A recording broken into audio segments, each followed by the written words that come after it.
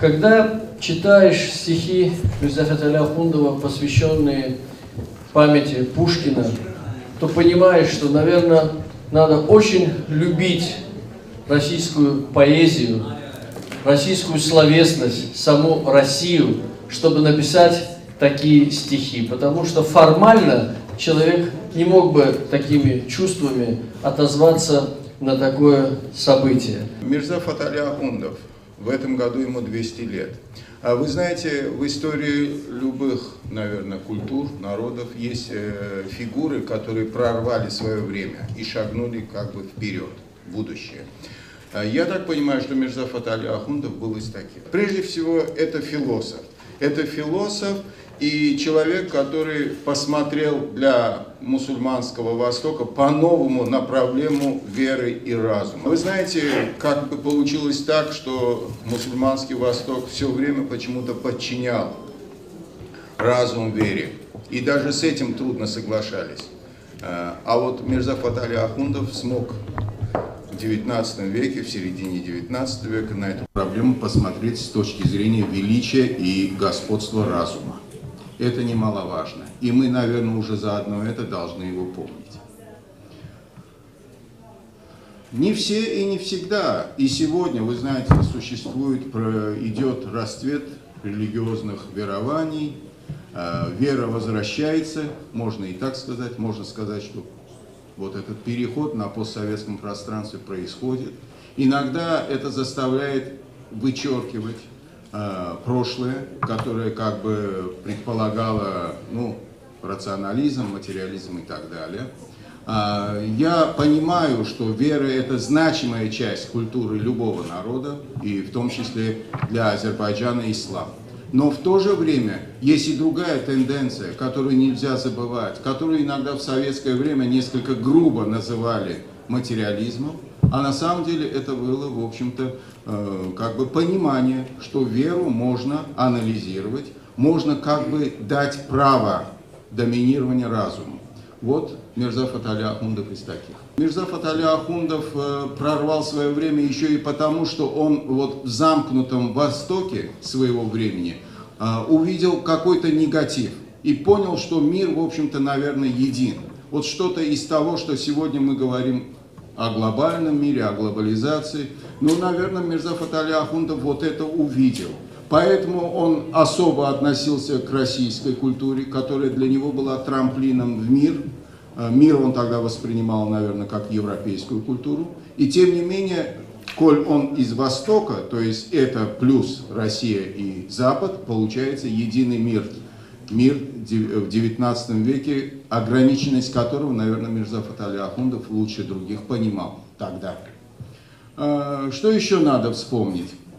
Обязательно. Восточная поэма «На смерть Пушкина». Он великолепно знал, был из верующей семьи, кстати. Великолепно знал арабский, персидский, это было, наверное, ничего в этом удивительного не было, турецкий. Может быть, удивительно то, что какие он великолепные стихи написал «На смерть Пушкина».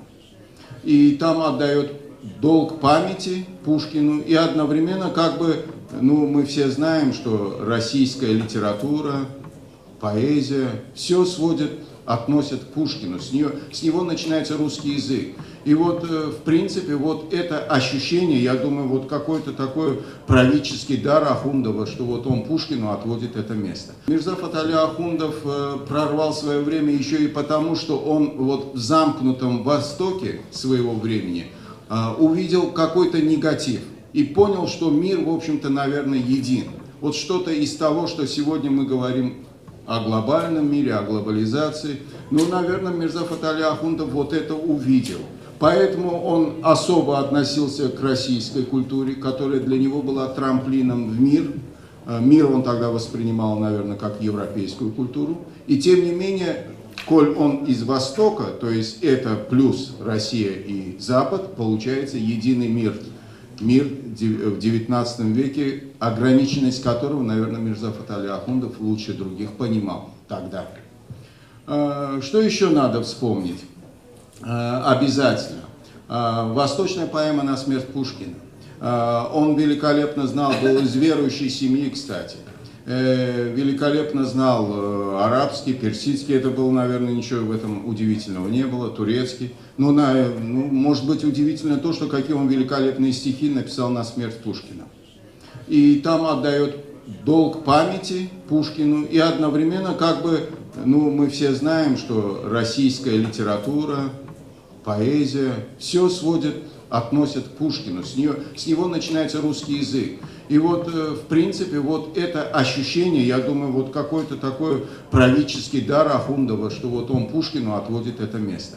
Но опять-таки, вы знаете, я сейчас думаю, что же самое главное вот у Ахундова. Все-таки я должен сказать, что вот Мирзафат Али Ахундов на Восток принес иронию и юмор. Несмотря на то, что я сам философией занимаюсь, естественно, мне казалось бы, надо говорить о философии, о вере и разуме, надо говорить, наверное, о 3 письмах индийского принца Кямаль-уд-Давле, персидскому принцу Джалал-уд-Давле и ответы на него. Но все-таки самое главное — это его сатира и юмор, это его трагикомедии, это его, в общем-то, ну, для мусульманского мира это очень трудная вещь. И сегодня не все в мусульманской культуре вот юмор понимают, иногда иронию тем более, иногда это считается как бы, что вот как бы несерьезный жанр, что ли. Ну вот Мирзафат Али Ахундов сумел, ну, написать великолепные трагикомедии. И сегодня азербайджанцы смотрят их, есть и фильмы «Месье Жордан», «Мастер Шах взрывает Париж» и так далее. Киноведы, может быть, лучше об этом могли бы сказать, но такая блистательная ирония, которая присуща Мирзафат Али Ахундову, она и сегодня оставляет как бы нас неравнодушными. Ахундов — это азербайджанский Пушкин.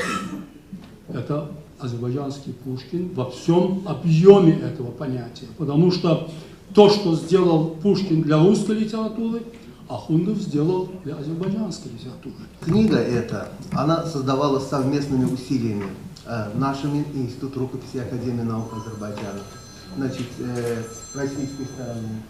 И в основном источниками послужили рукописи и документы, хранящиеся в Институте рукописи Академии наук Азербайджана, Национальной Академии наук Азербайджана, основу составили. У нас в Институте рукописей содержатся так называемые личные фонды выдающихся деятелей науки и культуры Азербайджана. В том числе содержится и личный фонд Мирзафата Али Ахундова, который включает в себя большое количество его рукописей, писем, фотографий и других материалов, связанных с его жизнедеятельностью и с его творчеством. Разумеется, творчество Мирзафата Али Ахундова исследуется уже не одно поколение, но каждый раз мы находим что-то новое, каждый раз мы можем по-новому взглянуть на уже известные факты для того, чтобы как бы еще раз подчеркнуть значимость этого человека в культуре Азербайджана, в мировой культуре и во взаимосвязях культурных Азербайджана и России. Действительно, Мирзафат Али Ахундов сыграл огромную роль в развитии азербайджанской культуры и не только азербайджанской культуры. Он оказал огромное влияние на формирование философской мысли, на формирование современных представлений, нового взгляда на окружающую действительность, нового взгляда на мир не только в Азербайджане, но, я не побоюсь этого слова, в значительной части мусульманского Востока. Его произведения, они переписывались от руки, распространялись и издавались в Иране, в Турции. Их читали в Средней Азии. Они считались как бы, образцом передовой мысли того времени, потому что Мирзафат Али Ахундов был прежде всего неординарным человеком. Неординарным человеком, который понял, что необходимо порвать с прошлым, необходимо порвать с традициями для того, чтобы его народ и народы региона, они отвечали требованиям сегодняшнего дня, для того, чтобы они могли шагнуть в будущее, чтобы они порвали с той косностью, с тем традиционализмом, с тем религиозным фанатизмом, который сковывал развитие региона, не давал им возможности стране и Азербайджану и вообще в более широком масштабе, если взять мусульманскому Востоку, встать вровень с передовыми странами того времени. Но как он пришел к этой мысли? Благодаря, конечно же, влиянию российской передовой мысли, с которой он был знаком, значит, произведениями русских писателей, русских поэтов, а также с европейскими источниками, как в оригиналах, а он владел и французскими, и немецкими языками, а также и в русских переводах. И этот человек, он как бы бросил вызов как бы своей современности, потому что его не понимали не ортодоксальные, так сказать, представители восточной научной мысли и философии, не понимали его очень часто даже и на Западе, и в России не всегда его воспринимали и понимали, потому что его проекты, значит, реформирования алфавита, они не получили поддержки не только на Востоке, но не получили поддержки также и со стороны российского руководства, которое говорило, что мы не можем запрещать мусульманам пользоваться их традиционным алфавитом. Как бы это оказалось бы давлением на них. И тем не менее он проталкивал свои идеи, он писал письма. Сохранились вот эти письма многочисленным деятелям культуры России, значит, Турции, значит, Ирана. Вот и в этом сборнике тоже публикуются письма к Дорну, академику, письма к Рузенштерну и к остальным. Он всячески пробивал эту идею. Он понимал, что народ должен развиваться. А для этого надо снять все ограничения и все препоны, которые не дают ему возможность шагнуть в будущее. В число этих препон относился также и алфавит. Алфавит играет огромную роль в развитии народов.